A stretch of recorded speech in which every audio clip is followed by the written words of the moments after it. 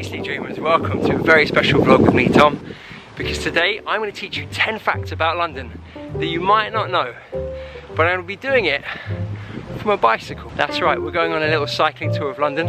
We're going to go and explore this beautiful city and learn a few things about it too. So if you're ready, let's do this.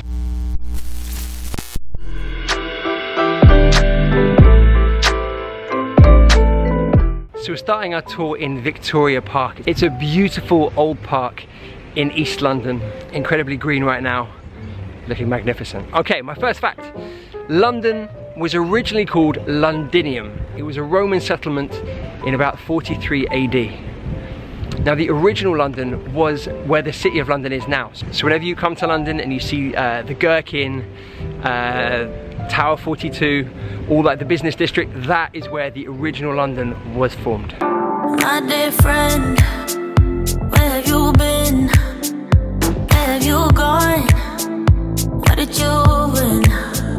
Now, as you may know, London is a football city. We love the sport, and that's probably why there are 6 London teams in the Premier League. You've got Tottenham, Arsenal, West Ham, Chelsea, Fulham, and Crystal Palace. There are also 11 London teams in England's top 4 professional divisions. That's a lot. If you compare that with Paris, I believe Paris only has 1 team in their top league. We've got 6. That's quite impressive.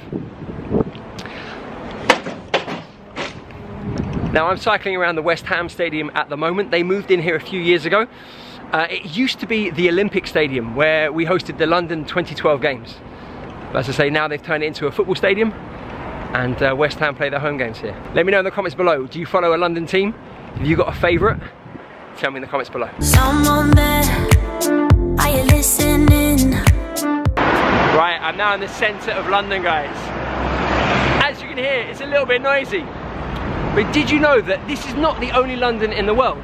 There are several Londons all around the world. For example, there's one in Ontario, Canada. There's a London in fact there are 2 Londons in Arkansas. There are several Londons in America. There's a London Island in Chile, and there's a London in Nigeria. And I've been to them all.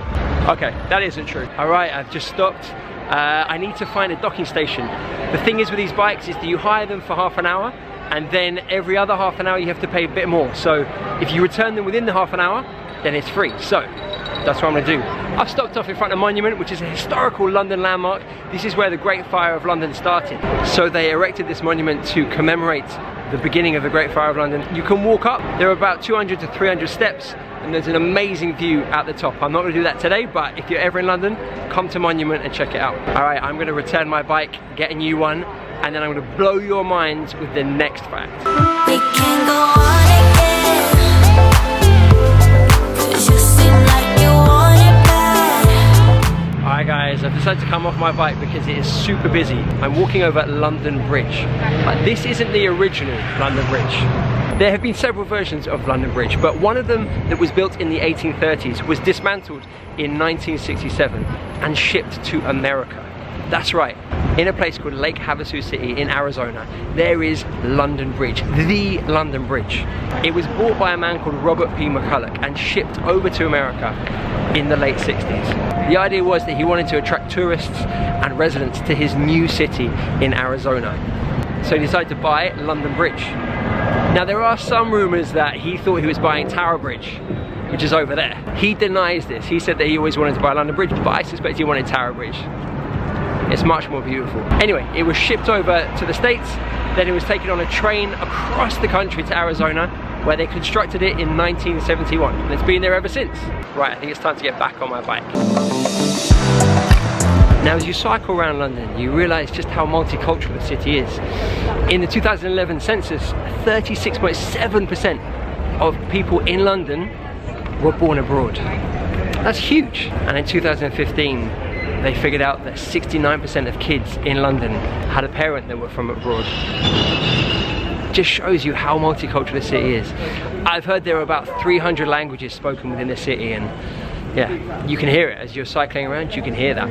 And I read that London is the 2nd largest immigrant city in the world behind New York. Ooh, the streets have got a bit narrow now.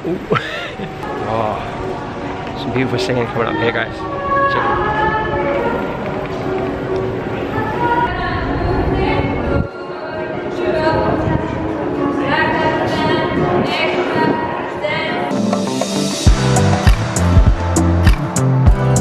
Okay, we're back on a bicycle. Now, it's probably worth mentioning that these bicycles are actually called Boris Bikes. That is the slang name that is given to them. And the reason for that is that the scheme was introduced in 2010 and the mayor at the time, the London mayor, was called Boris Johnson. So they got the slang name Boris Bikes. They're sponsored by Santander at the moment, so they are supposed to be Santander cycles, but I call them Boris Bikes.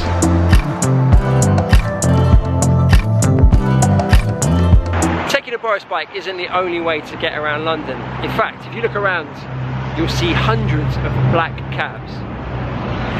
Now, to be a black cabbie, you have to go through one of the hardest tests in the world. It's called the knowledge, and they test your knowledge of London.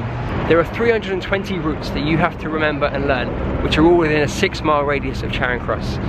Then you have to learn about 25,000 streets, 20,000 monuments around London. It's absolutely insane.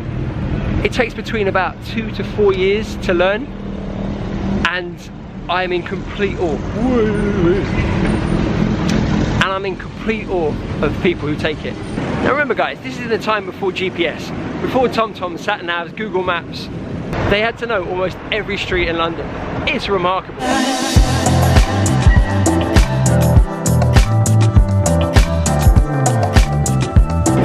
So on the line.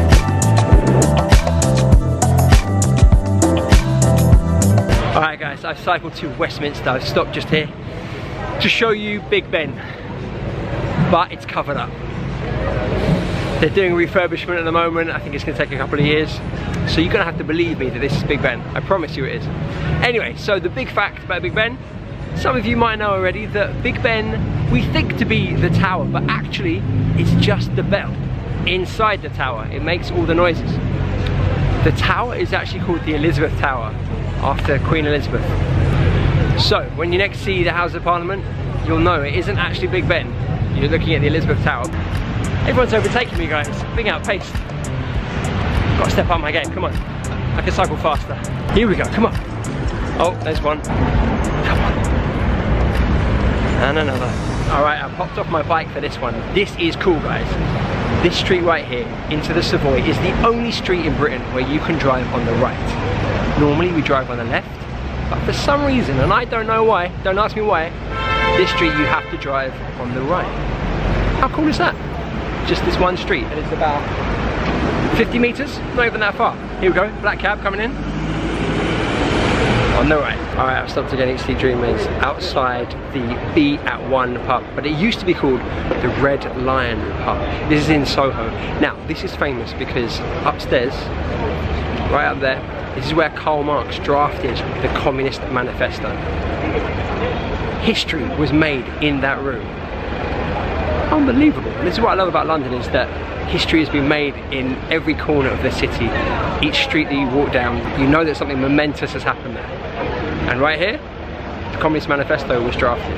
Alright, XT Dreamers, I've parked up my bike. That's it, I'm done. My tour of London has finished. I'm in Soho. Time for a drink. Anyway, I hope you've enjoyed it. Let me know in the comments below. Give me a big thumbs up. Leave me your comments and any other facts about London that you have.